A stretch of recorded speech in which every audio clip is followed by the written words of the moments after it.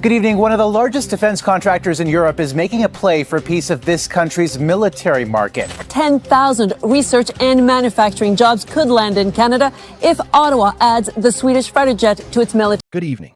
One of Europe's largest defense contractors is quietly positioning itself for a serious stake in Canada's military future. If Ottawa chooses the Swedish fighter jet, as many as 10,000 research and manufacturing jobs could take root across Canada.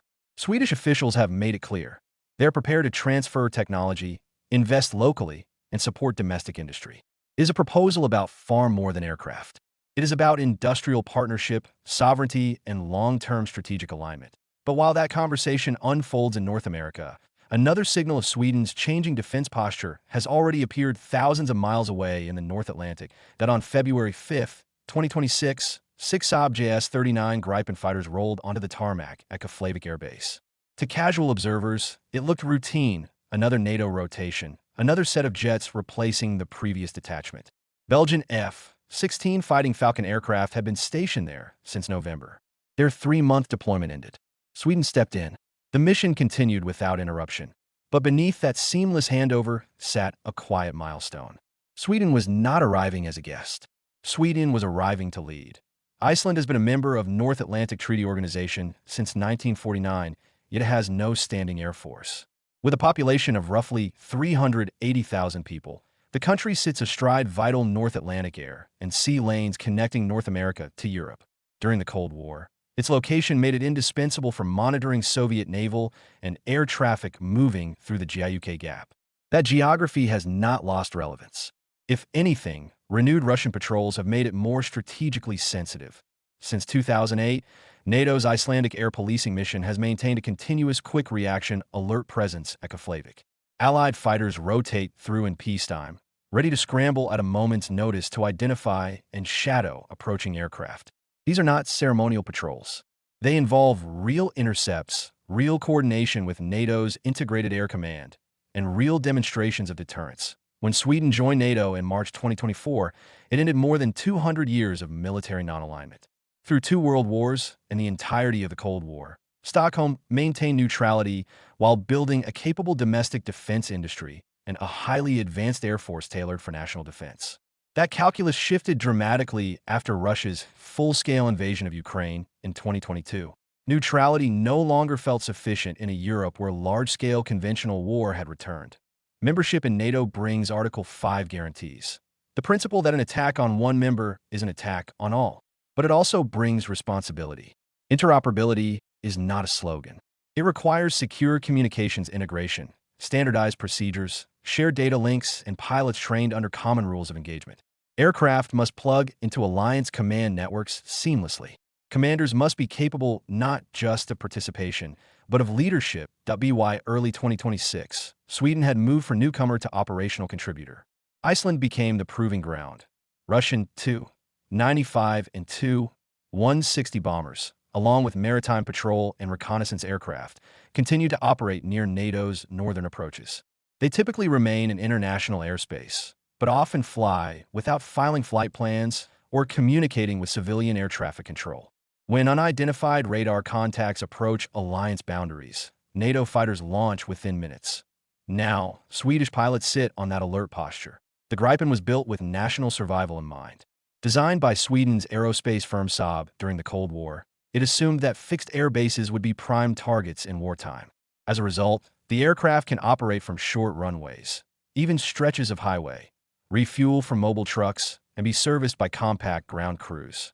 It is lighter and more cost-efficient than fifth-generation platforms such as the F-35 Lightning II, yet it integrates advanced radar, modern avionics, and secure data links that allow it to operate effectively within coalition structures.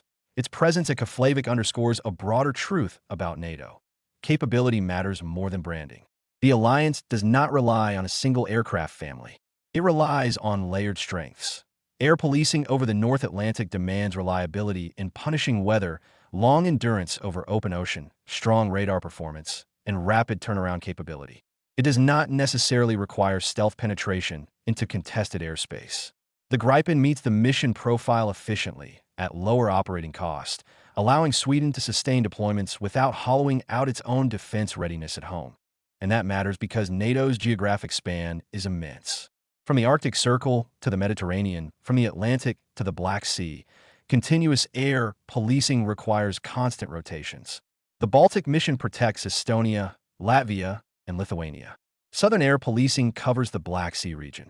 Iceland secures the North Atlantic corridor. No single nation, not even the United States, can carry every rotation indefinitely without strain. Burden sharing is not theoretical. It is operational. Every Swedish rotation frees Belgian, American, British, or German squadrons to focus elsewhere. It reduces fatigue on maintenance crews. It distributes readiness more evenly. It strengthens collective defense not through speeches, but through schedules and flight logs. The Nordic dimension adds another layer. Finland joined NATO in 2023. Norway and Denmark have long been members. With Sweden's accession, nearly the entire Nordic region now operates under the same collective defense framework. Regional planning has simplified. Air forces train together under common command structures. Arctic and subarctic expertise flows more naturally across borders. For Iceland, that expansion broadens the pool of culturally aligned and geographically experienced contributors. Swedish pilots understand harsh winters, crosswinds, and the challenges of operating near the Arctic Circle. Their deployment feels less like an exception and more like an extension of regional coherence. The pace of Sweden's integration is notable. Within 22 months of accession, it assumed leadership of a standing NATO mission. That timeline suggests its Air Force already met high technical standards prior to joining. The Gripen required minimal adaptation to NATO identification systems and data networks. Swedish pilots transitioned smoothly into alliance command hierarchies. A Flavik, daily operations appear methodical. Maintenance crews inspect airframes between sorties.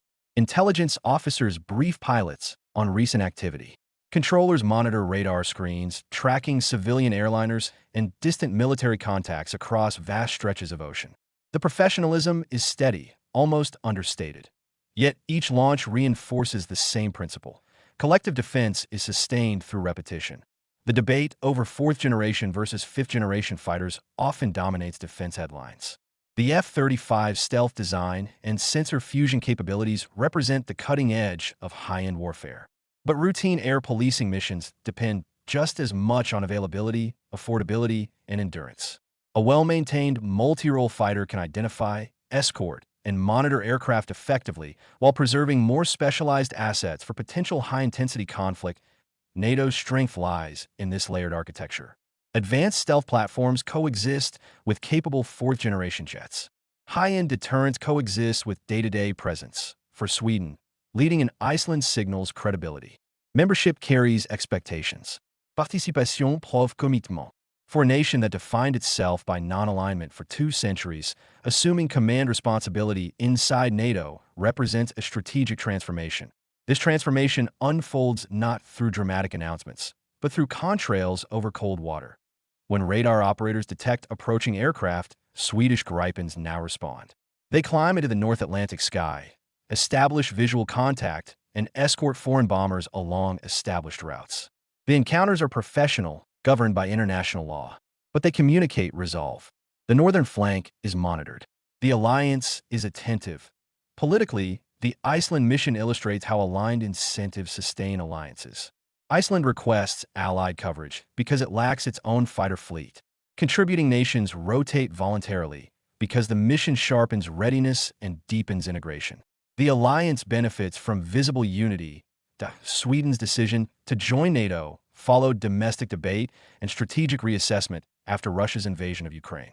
It was not imposed from outside. It reflected a conclusion that collective defense better served national security than isolation.